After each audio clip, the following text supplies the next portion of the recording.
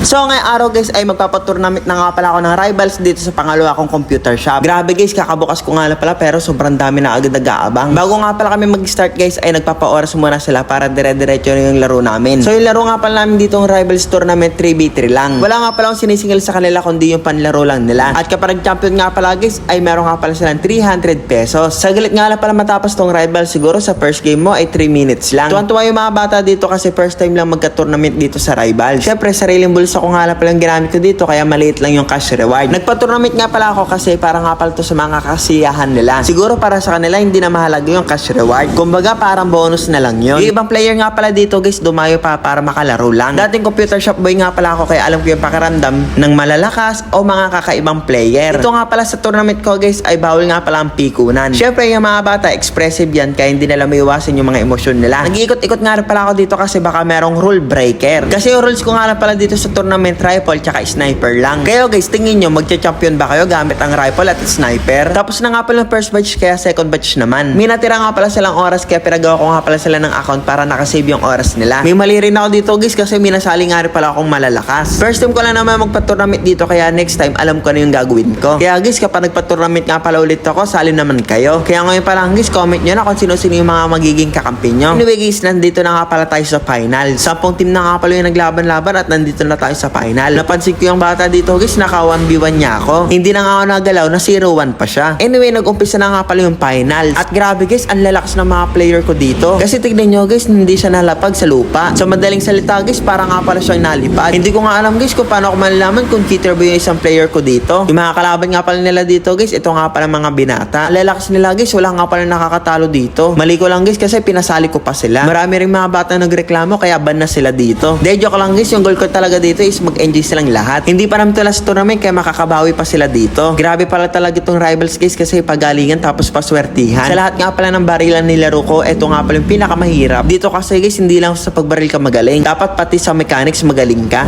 Kaya sa mga naglalaro nga pala ng rivals dyan, paad naman para mabuhat nyo ako para dumami yung win streak ko. Tapos may nakita na naman ako ditong player guys na parang cheater kasi sobrang taas niya tumalon. Syempre guys, cheater kaya ang dami nanood sa kanya sa likod. Siguro nagpapaturo sila kung paano gawin yun. Back to finals na nga pala tayo guys, 2-0 na nga pala yung mga binata. Last win na lang at champion na sila. At ito naman yung winning camera nila. Congrats nga pala sa kanila, sa loob nga pala ng 1 hour, nagka 300 pesos sila. Kung gusto nyo nga pala sila makalaban guys, ayan, add nyo nga pala sila. So syempre, pagkatapos nga pala ng laro nila, ayan, binigay ko na nga agad yung premyo nila. Ayan, tigwa 100 nga pala sila, kaya Merry Christmas. Sayang guys, hindi ko nga pala sila na-picturean kasi shy type. Palibre kayo! Palibre kayo, palibre! So after nga pala ng tournament guys, ayan, naglaro-laro na nga pala kami dito, 5v5. Sa mga hindi nga pala nakakasali, add nyo nga lang pala ako para maisali ko kayo sa private server ko. Enigan nga pala pwede, pero bawal nga pala yung spammer. Yung mga nakakalaban ko dito, puro spammer, walang skill. Tapos kapag naglalaro kami, ako palagi yung hinahanap nila.